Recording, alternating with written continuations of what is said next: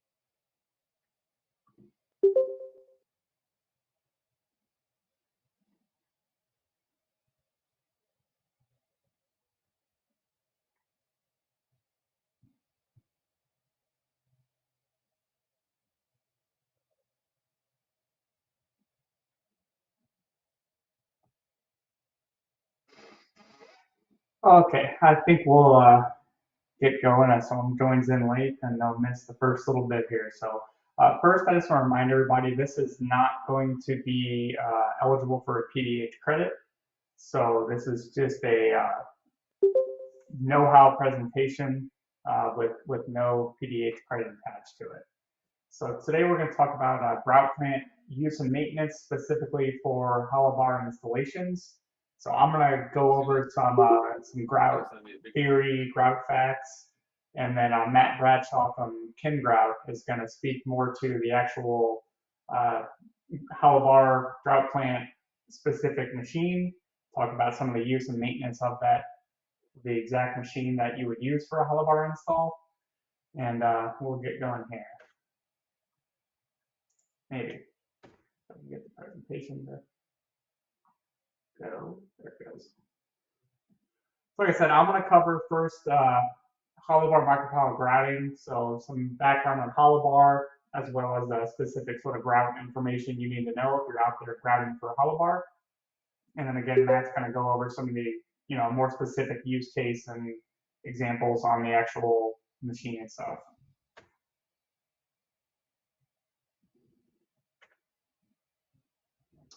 So first, it's important to understand, what a hollow bar micropile is.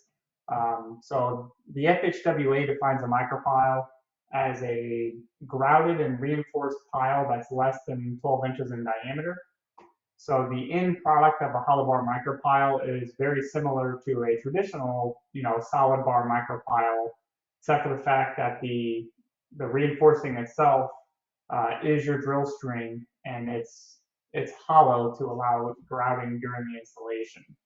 So again, just to repeat that, the drill string becomes your reinforcement. You're not retracting that drill string out. You're pumping grout through that drill string, and then that drill string itself, becomes your finished pile after the fact. So the loads are transmitted to the pile at the foundation level from a bearing plate that gets cast into the footer, and then that gets transmitted down into the soil via a grout to ground bond. So structurally, hollow bar micropiles can handle up to about 180 kips in tension and 250 kips in compression. There are higher loaded bars available, but we don't stock those bars. They don't get used very often. So if you have a project with loads higher than this, it can be done with hollow bar. It's just more of a custom order situation. So these can be used to drill into rock and really in any dense soil strata you may incur or encounter. And you can transfer the loads directly into that bedrock using a skin friction bond to that rock. So some of the other sort of terms you might see when people are referring to hollow bar are self-drilling anchors, hollow bar micropiles, hollow bar anchors, injection bore hollow bar. And these are all referring to this same sort of hollow bar micropile where you have, your grout pumped through the bar during the installation. Some just a general overview on grouting. We usually target a 5,000 psi mixture, and this is pretty easily achieved with a mix that's 194-pound bag of type 1 or type 2 Portland cement to 5 gallons of potable water. So this mix design produces a specific gravity of 1.8, it's really like 1.84, but you want to see that specific gravity between 1.8 and 1.9. And then breaking it down even further, uh, you usually may have, two different mix designs for any given project.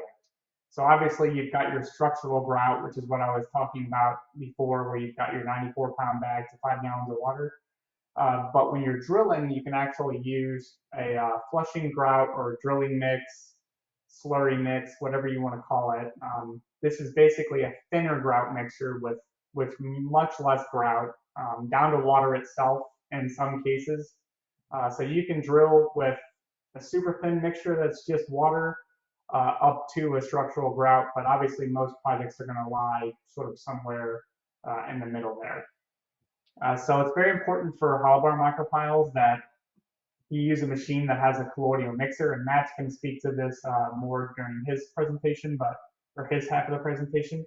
But this colloidal mixer basically just makes sure that all the cement particles get hydrated, and any particles that are too large that could end up clogging the bar or the bit, that those get broken down to a size that's going to be able to pass through everything. And then, just a general tip is to always make sure you've got enough grout that's dry cement and water to finish your project. Because if you start a hollow bar micropile, since you're drilling with grout, if you don't have enough material to finish that pile, you're not going to be able to run to the store and come back and finish the project. So you always want to make sure you've got enough grout, enough water to at least finish the pile you're planning on installing immediately. So we're going to dig more into this flushing grout. And really, the flushing grout, the main goal you're trying to achieve with a flushing grout is just to maintain that hole diameter with basically the thinnest mixture of grout possible. So typically, you're going to have a much higher water to cement ratio, producing a mix that's more similar in consistency to water than it is grout. So when you're drilling with flushing grout, you're trying to do a couple things. You're trying to maintain your hole diameter, so that fluid density needs to be higher than the lateral pressure of the surrounding soils, otherwise that hole will collapse. And then you're also trying to permeate grout into the surrounding soils to create an improved soil cement body surrounding your pile, so that when you're bonding to the surrounding soils, you're actually bonding to an improved soil. So we always recommend a product called Super Mud when you're drilling. So no matter what you're drilling into, Super Mud is going to be a good product. So Super Mud is a polymer mixture that gets off to the right. I have a table of concentrations, and this is anywhere from 1/400 to 1/800, sort of the ratio of grout to the ratio of this product. So you can see like 1 5-gallon jug is going to last you at least one whole project, but maybe several projects. It's used in very small concentrations. And whenever you mix this in with your grout, it makes a honey type consistency to your mix, and that's how you know you've got enough super mud introduced. So super mud, so like I said, it works in any soil profile. When you're in a sand or a gravel profile, the polymer is actually going to bind those particles together, which is going to help stop the likelihood of those particles sort of collapsing laterally and falling into your hole. So it's going to turn those sand and gravel particles into behaving more like a clay particle, which is less likely to collapse. And then inside clay particles, if you're drilling into clay soil, that basically the super mud is going to encapsulate those clay particles to prevent water from getting into them. So when you're drilling with water and grout, water is going to be introduced into those surrounding soils. And if water gets introduced to clay, it increases in volume, which basically results in that hole swelling and reducing the diameter of the hole you've got. And the whole point of the super mud, again, is to maintain that hole diameter. So you don't necessarily need super mud to drill and not lose any hole diameter. But we've had success when you introduce super mud in the mix, no matter what profile you're drilling into. It's a good way to just have like assurance that you're going to have at least the hole size that you're planning on. And there's also a couple of extra benefits where it works as a good coolant to maintain your bit life. So when you get into rock, the super mud's going to help maintain your bit from just wearing down and then slowing your drilling down. And then it's also an environmentally friendly product. So if you're flushing grout, if you're on an environmentally sensitive site, you could drill with just water and super mud and not have any environmental concerns, and then only come back with your structural grout, and you're not just pumping a bunch of grout over the entire site. So all you're pumping over the site is just water and super mud, which has very little environmental impact. So in those environmental concerns, it's a great product to use. So structural grout. Typically, we always recommend type 2 cement. So type 2 cement has some sulfate resistance, and that's what's recommended for underground structures because sulfates in soils, will eat away at the concrete, which will eventually, start eating away at your pile. If moisture gets through a crack that's been created by the sulfates, that's when you get a situation where your pile will start corroding. So structural grout serves the finished pile by creating a structural body around the pile to withstand that compressive load, as well as creating that high quality bond to those surrounding soils, which are hopefully improved into some soil cement body. When you're drilling with structural grout, it's possible to drill the entire pile with structural grout, and you're going to have a very robust pile if you do it this way. But there's a couple concerns that get created when you're not using a flushing grout and you're just drilling the entire pile with structural grout. So the first is that you've got to manage all these spoils. So if you're on a site where it's no concern and there's going to be a mat slab over this whole site and it's no big deal, it's not a problem. But if you're on a more sensitive site, if you're pumping structural grout the entire time, you're going to have to manage all the spoils that are coming out of that hole, which can add extra cost and complexity in some situations. So it's obviously also more costly to pump structural grout the whole time because you're using more cement than you are water. So obviously that creates just a more expensive pile if they're drilling the whole thing with structural grout. And then also if you load test a pile that you've installed, so if you install your load test pile with structural grout, as the drilling fluid, it's very likely that you're going to be locked into drilling all of your production piles with those same methods.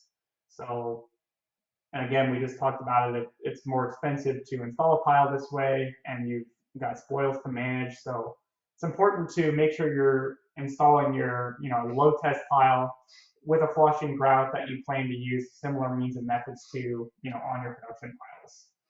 And so the last drawback is it's not a good coolant for your bit. So like I just talked about, the super mud helps your bit stay cool. If you're drilling with a structural grout, it's sort of going to have the opposite effect where it might actually help wear it out a little bit faster. So if you've got a long rock socket and you're trying to drill with structural grout, you could get to a point where you're wearing that bit down, and the last foot or two, may take you just as long as the first 5 or 6 feet. So we always recommend you drill with some type of thinner flushing grout mixture, whether or not you use super mud. But you can drill with structural grout if you wish, but these are the sort of things that you're going to be up against if you do decide to drill with structural grout. So going from your flushing grout to a structural grout, this really needs to be sort of during the last section of pile you're installing. So you've hit rock and you're only going 5 feet into rock. You'll keep pumping that flushing grout while you're installing that last 5 feet, but somewhere along the way, it's time to start preparing that structural grout. So really when you're in the last little bit of your install, you start pumping your structural grout, and it's very apparent out the top of the hole when it's changed over to your structural grout versus that flushing grout.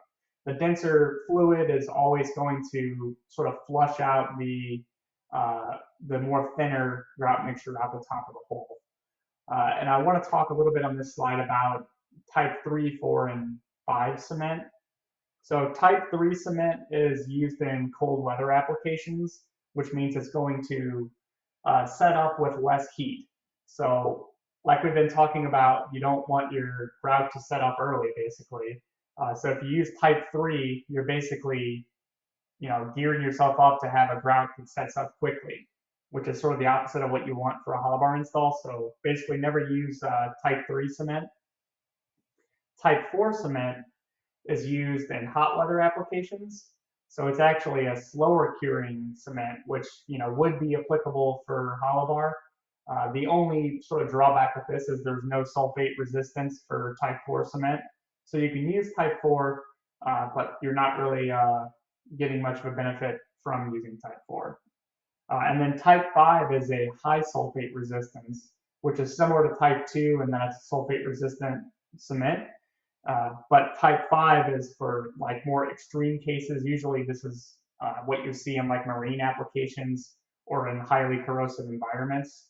So type 5 would also be acceptable, but it's probably going to be more expensive than the type 2 cement, and it may be more difficult to track down. So we've gotten the feedback from the industry that more and more locations just aren't offering traditional type 1 or type 2 cement anymore, and they're switching to a type 1L cement. And type 1L cement has less cooked limestone inside the mix, which essentially just means there's less that goes into the manufacturing of this type 1L cement, which in turn reduces its carbon footprint on the environment, which is why the industry is sort of moving this direction towards using this type 1L cement. And type 1L cement can be used with hollow bar. There's just a couple concerns with it. So the first is there's no sulfate resistance. And if anyone has any questions about what sulfates are or where they're at, we can dig into that after. But usually in like the Midwest area, this isn't a problem, but it definitely can be a problem anywhere in the U.S. So you're not going to have that sulfate resistance, which is sort of a drawback. And if you do have sulfates in your soil and you only have type 1 available, you can definitely still do the project. You just have to account for some steel loss, and or add galvanization to your bar, and basically gear up for the fact that, hey, this bar, might end up corroding some. So type 1L cement has a lower strength at the same water to cement ratio as type 1. So meaning you've actually got to mix a lower water cement ratio to have the same strength. And whenever you reduce the amount of water in your grout mixture, you basically decrease the workability of the grout. So we need that workability to be able to pump the grout through the bar during the installation. So if you add water back into the mix to get to the similar water cement ratio you have as type 1 or type 2, you're basically left with a grout that has a reduced strength. So this can be overcome if you add a water reducer to your mix. Essentially, that allows you to drill at that higher water to cement ratio where it's more workable. But then as it cures, it reduces that water to cement ratio to that more structural water cement ratio that you need for your actual grout to ground bond and your structural capacity needs. So this is an animation of a hollow bar being installed. So as you can see, you're pumping first with your flushing grout, and you're plunging the hole, making sure that grout has a good chance to permeate the surrounding soils. You'll turn the grout pump off, add another section of bar, and repeat that process. And as you plunge, you see that soil cement body just gets enlarged around the pile. And then you come back in and fill with your structural grout once you've got to depth. And then you can go ahead and put your bearing plate on and build the rest of your structure on top. It's another snapshot of that installed element. And again, I want to point out that there's sort of there's that darker cement body around your pile. And this is actually the width of the bit typically.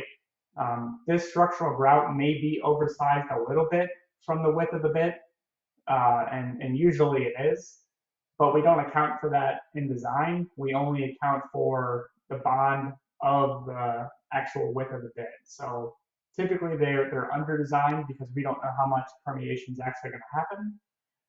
But then again, you're surrounded by that extra grout that you drilled with to create that even more stable zone to bond to with your structural grout. So some more things that can happen during grouting, and the first and most obvious is you're going to take some samples of your grout. So we always recommend using a mud balance, which is what you'll see on the top left image there. And essentially what that does is you're checking the specific gravity of your grout mix. So the specific gravity is the unit weight, as compared to the unit weight of water. And again, we want that specific gravity to be 1.8 to 1.9. You just fill that cup with your grout and clean it off.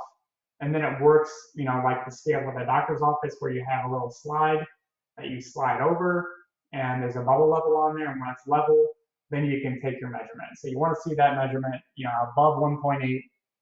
And if it's above 1.9, it's fine, but then you run into workability issues if you get that high. And then grout or flow cone testing, like you see at the top right. This is typically not required for hollow bar because the grout mixture is a workable mix that flows fine, but doesn't mean that there might not be a project where they're calling you to do flow cone tests.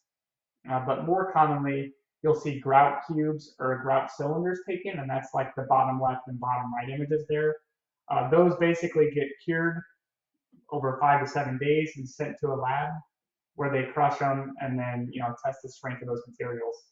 So the reason we like the mud balance is that's going to give you feedback in the field before you put the pile in if you have a good grout mixture, versus grout cubes and grout cylinders. You have to wait a week after you've installed your pile to have that feedback on if your grout's got a good mix or not. So some of the grout will be quoted wasted. It's obviously not wasted if it's going into the soils. That's why we have quotations there. The first way that it's wasted is it permeates those surrounding soils. And this is really like the best case scenario where your grouts, you're losing a lot of grout to those surrounding soils, but basically you're improving those surrounding soils by doing so. So this is a good way to lose your grout during installation. And the other way is if you're in a clay type soil where you have really fine grained materials that have a nice cohesive bond, that grout isn't going to permeate as much, and you're going to see more grout or flushing grout, structural grout, whichever you're dealing with at that time. You're going to see more of that grout coming out the top of the hole than you are grout permeating into those surrounding soils. And just a couple things to avoid when you're dealing with grout plants and hollow bars is letting your water tank sit in the sun. If you've got hot water is going to want to cure that grout faster than cold water.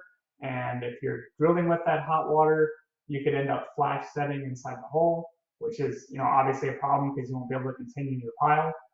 And then letting the mix sit in the tank or the hose for too long on a hot day, similar concern. If that gets too hot, it's going to start wanting to set up. So heat is the enemy. If you're in an open environment with no shade on a hot day, it's probably best to put some tents over your grout plant, over your water, and not leave any grout inside your hose. And then again, drilling into rock with grout, again, it's not a good coolant. You could end up either setting the grout near the end of your pile, or just wearing down your bit, and neither one is advantageous. So this is the FHWA recommendation on the grout to ground bond strengths you'll see with a hollow bar micropile.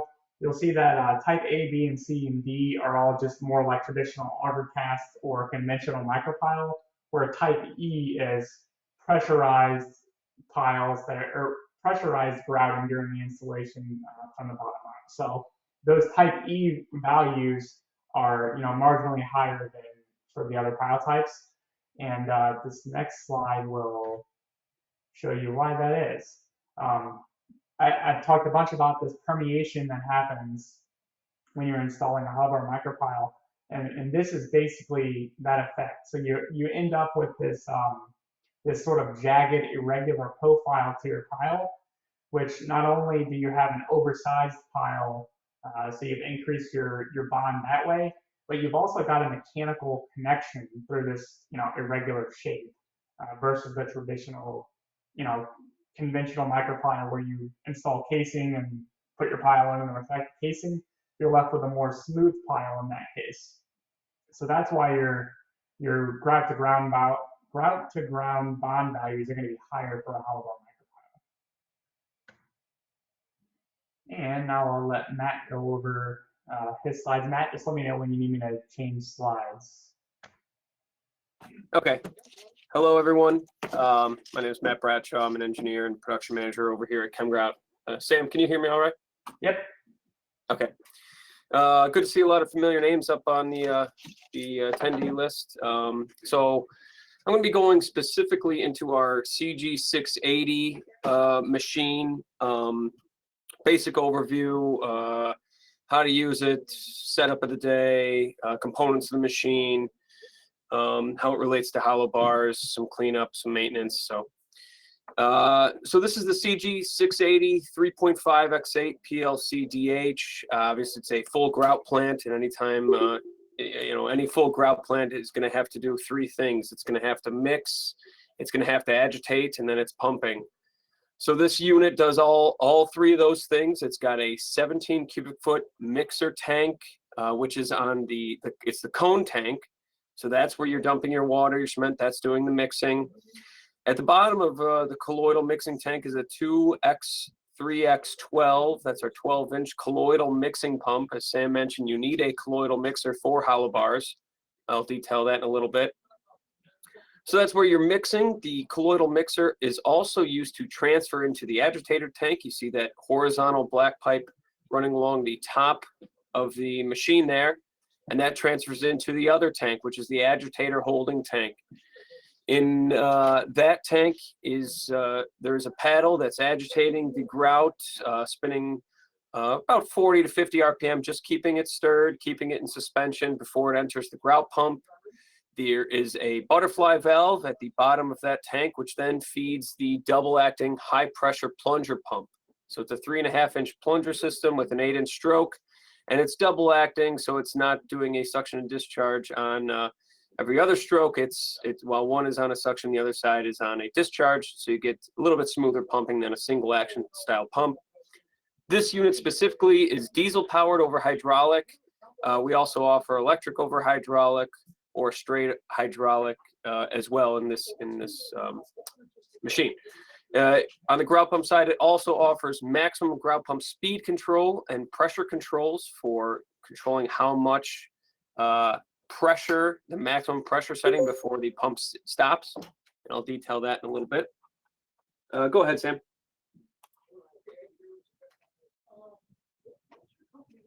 Okay, so that's the overview of the machine. Now we go into what the operator is actually controlling. So we talked the colloidal mix pump, where the mixing has been being done. That obviously needs to be controlled somehow. So there is a colloidal mixer control valve on the agitator tank. All the controls are centrally located for the operator.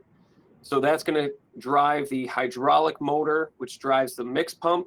So that would be an operator control. Obviously, also there's diesel controls and water. However the operator's adding water, he'll need to control those. But as far as the grout plant goes, there's the mix pump. Update dash Benedictine. Sorry, is there a question there? Maybe we can mute. It looks like caller 2. Yeah, there we go. Okay. So I talked that the colloidal mixer is also used to transfer. So there is a pinch valve, a manually operated pinch valve there, which is basically taking the outlet of the mix pump and allowing the flow to go through into a U-pipe, into 2 paths, and you are simply pinching one of those hoses off to either recirculate the mix around the tank or to transfer into the agitator. So when the operator says that his grout is done mixing, he'd manually swing that pinch valve over and transfer to the agitator. Inside both tanks is a paddle, but they do very different things. The colloidal tank has what we call a bridge breaking paddle, a bridge breaker. That's going to help break up cement as it falls in the tank, also help break up any solidifying grout, start to bridge across that bottom of that cone. So that's not doing any mixing, but it is helping break up parts as it enters the bottom of the colloidal mixing tank. The agitator tank has a paddle also, that's with the agitator control valve. You would push down on both of those, control the black ball handles in that picture on the right there, control the paddles, and you'd be turning that on once you're transferring just to keep it stirred. Then the grout pump has start and stop controls on that gray electrical control panel. That would start and stop the pump from cycling back and forth, but they're also tied to the grout pump speed and max pressure controls, which are the triangular knob and also a round knob seen behind that red grout pump red tag. The triangular knob needs to be adjusted to change the speed, and so you can press the start button on the grout pump and nothing might happen. Well, that's because your speed is all the way in and not adjusted. But I'll be going into how to adjust those on another slide. Go ahead, Sam. Okay, so mixing pumps. We offer 3 different sizes. The 2x3x12 or 2x3x12, sometimes we call it, is the one on the CG680. It's our most popular one. It is does about 425 GPM at full speed. That's recycling, or that's circulating that water, circulating that grout. And what we're trying to achieve is full cement particle hydration, and it does this as a mill-type mixer. So there's a couple different synonyms: centrifugal mix pump, mill-type mixer, high shear mixer. These are all doing the same thing of shearing that cement and water every time it passes through that pump. And so you get extremely fast mixing times. Sometimes, as a just rule of thumb, we usually say 30 seconds after that last bag is dropped in, it's properly mixed. But you could stop the mix pump, check it out, see if there's any clumping. If it's got that nice creamy gray texture, then you know that you're done mixing. But mixing times are usually spec'd by the bag or a slump test. But you could stop it, take your mud balance measurement that Sam had mentioned before. That way you know you can either add more water or add a little bit more cement if it's not there. You need to be wary about over mixing also.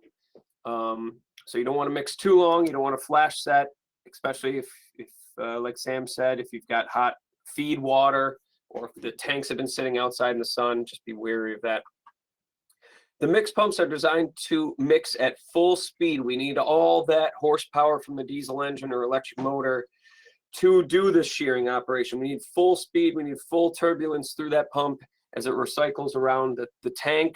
So the diesel needs to be at full throttle, and we need full RPM on that control when we're doing our mixing before we dump in the cement. Like I mentioned, it's the same pump that's going to be transferring to the agitator. We don't need it to be operating at full speed for that. So if you want to slow down, it helps avoid splashing out of the tank when you're transferring. You can slow it down and reduce those cleanup times at the end of the day. But you see that impeller there on the right, that right picture. And there's a pretty tight tolerance between that and the front cover. So that's where you get the real shearing action as it's mixing the cement. Let's go to the next slide. Okay, that was the mixer. This is the grout pump.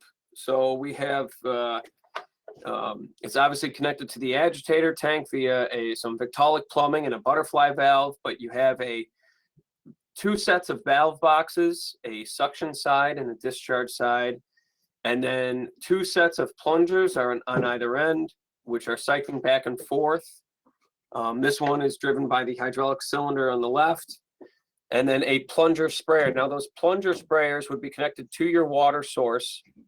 and they're intended to put a light trickle, not, you're not pressure washing the sprayers. It's just a light trickle, light spray, dropping clean water on those plungers as they cycle back and forth, and that's going to help cool the plungers, help clean the plungers, help lubricate the packing, because if you've got leaks in those packing glands sealing off the grout from the external environment, and grout leaks pass, your packing is going to solidify. You're going to get cracks. You're going to wear the plungers. So definitely have the plunger sprayer connected to your water source if you're doing any sort of high volume pumping. If it's just for testing, it doesn't need to be on, but all day pumping, yeah, I'd highly recommend it. Next slide.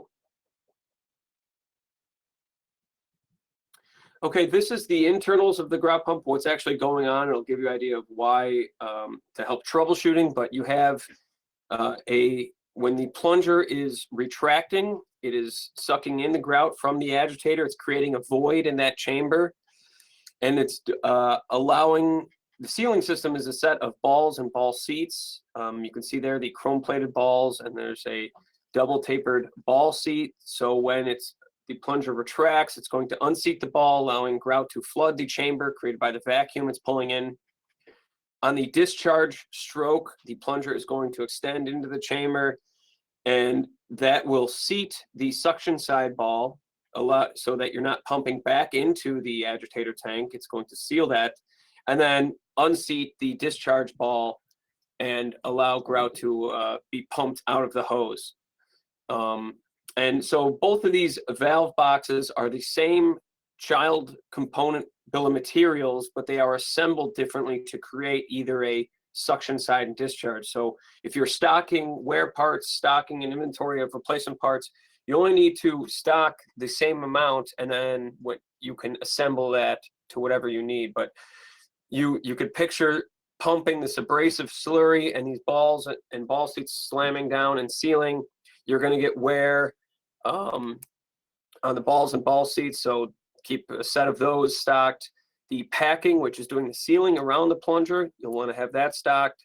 Spare plungers, the one we're talking about today is the 3.5-inch plunger, but we also offer various size plungers because, for pressures, force over area, you can change the diameter of the plungers. So say from a 3.5-inch plunger to a 2-inch plunger, and you get a smaller area.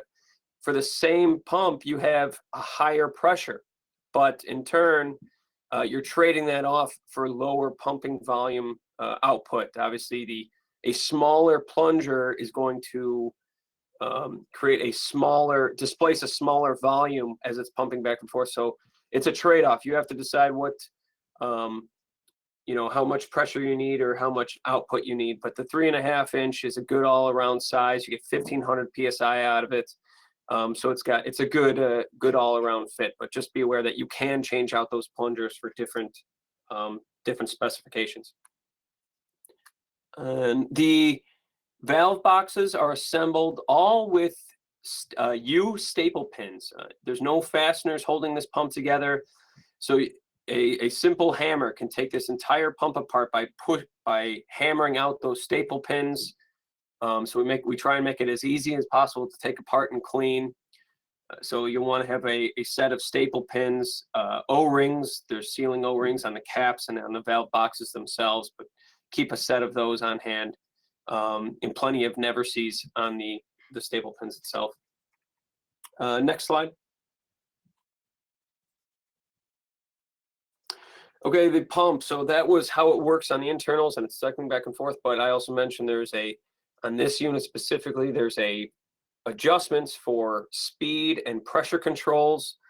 So starting with the triangular speed knob, that gets turned out to increase speed. That is just going to be simply how fast the pump is going to be cycling back and forth, which is then related to your grout pump output. There is a gauge there, C, which is the hydraulic pressure, not the grout pumping pressure. Some people get confused, but it's good to be aware, especially for troubleshooting. We'll want to know what the hydraulic pressure is while it's pumping. And then on the round knob, the grout pump maximum pressure adjustment, So that is how you set, if you have some limit, I don't know, usually it's used in other grouting industries, but for hollow bars, if you just want the full pressure, you would turn that knob all the way in, and then if you get a plug in the bit, it's just gonna, whatever the restriction is, it's gonna clear that out. But say you wanted to reduce the pressures, you would turn that knob out and it would reduce the maximum pressure. And if you reach that limit, the grout pump is gonna stop pumping. The only way to adjust that, you can turn the knob and then it'll be pumping back and forth, but you need to simulate the back pressure to see what that pressure is set to. So you're gonna need a set of an inline gauge assembly and high pressure valve to simulate a plugged bit or simulate the back pressure from pumping. So that the only way to really know what that's setting to is with a set of valves and header. Otherwise, you're just pumping open and it's not going to show you any pressure. You could be turning it in and out and the pump will just keep going. So you'll need a set of grout header to understand what's going on. Next slide.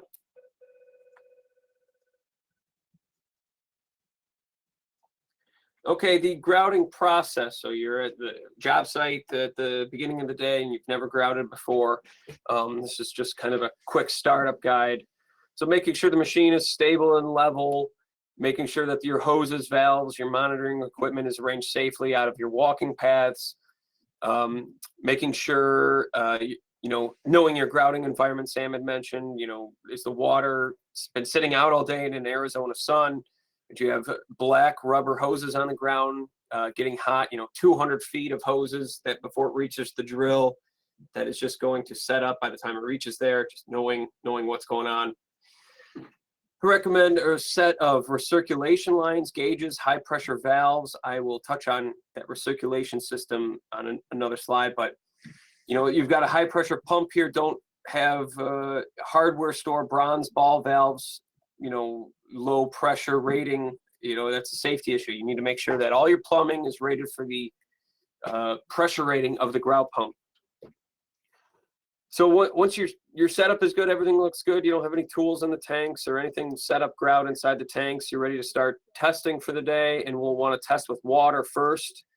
So I would be dumping in a decent amount of water inside the mix tank and start my engine, turn it up all the way, start recirculating that water with the mix pump, checking for leaks at the packing on the mix pump, also checking for leaks in the pinch valve assembly, because if I'm recirculating and one of the hoses is not fully tightened, it could be leaking into your agitator tank. You don't want to start the mix pump and dilute, structural grout or, something that's at a very specific recipe in your agitator. So you're checking for leaks at both those areas.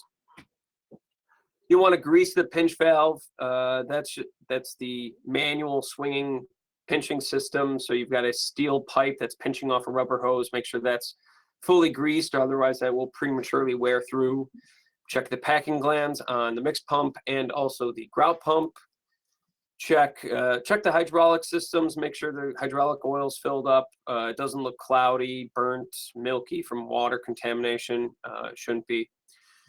Then have your water and cement source readily available. Know your recipe ahead of time. Making sure your water source can keep up with production. Not some residential garden hose that you're going to be having to keep up. Otherwise, you'll want some way of measuring the water, whether it's a water meter or just a water batcher. Have a spray down hose for cleaning at the end of the day, or I know Intech selects their equipment with an optional accessory inboard pressure washer. That's always good for cleaning the machines. And then obviously for hollow bars, knowing your recipe, know your min and max mixing amounts, what the tank can hold, what the yield is, what the minimum is. You don't want to be mixing too little and cavitating the pump. Know your mixing time, your material setup time. How much time do you have before the material starts setting up? Do you have time to take a mud balance test and adjust the ratio if necessary? Sometimes having a temperature probe, one of those infrared temperature monitors, is always good to have to check the temperature of the grout. And then the mixing process, you're starting with water in the tank first. You're recirculating that water by starting the mixer at full speed. You're dumping your cement. You're mixing for a certain amount of time. You're agitating, then you're pumping, and then you're on to mixing your next batch from there. I think that's it for this slide, yeah. Okay, the recirculation system.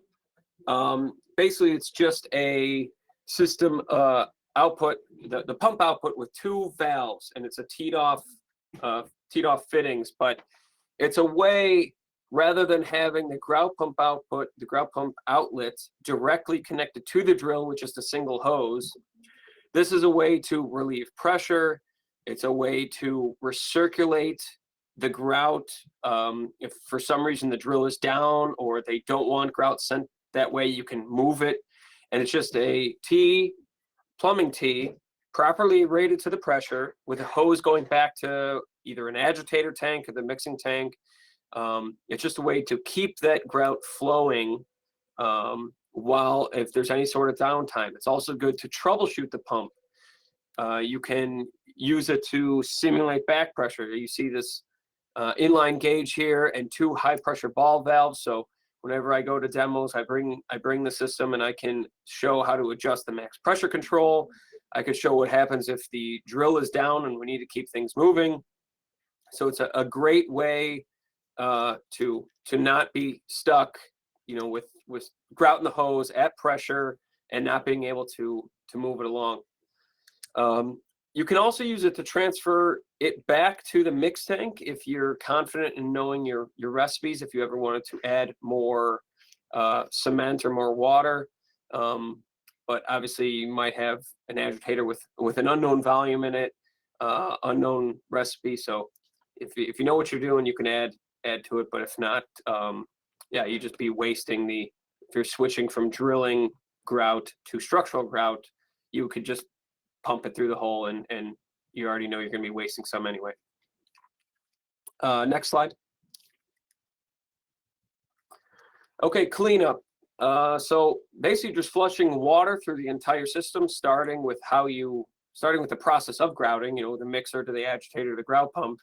So start in the mixer, recirculate water, that becomes dirty gray water, transfer that to the agitator, start the agitator paddle, you know, forward, reverse, get it nice and agitated and turbulence inside there and try and get everything off the walls.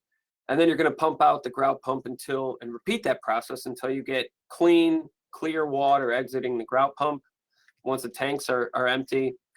Then you can drain the pumps, you know, drain both tanks, drain the pumps, take off the valve boxes, take off the drain plug on the mixing pump, inspect the balls and ball seats in the valve boxes, remove the staple pins, put anti-grease on them when you're reassembling them, remove the Victaulic plumbing and clean that out, and then make sure you're always assembling those valve boxes correctly. Many times we have people putting the balls sitting on the caps. You want to make sure that they're always sitting on a seat and they're assembled correctly, or else you're not going to get proper pumping.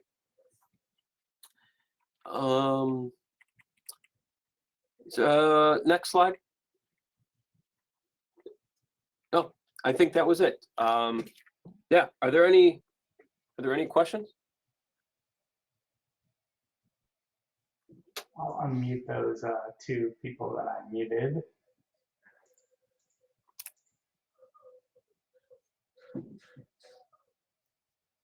Oh, it doesn't look like I can unmute them, actually.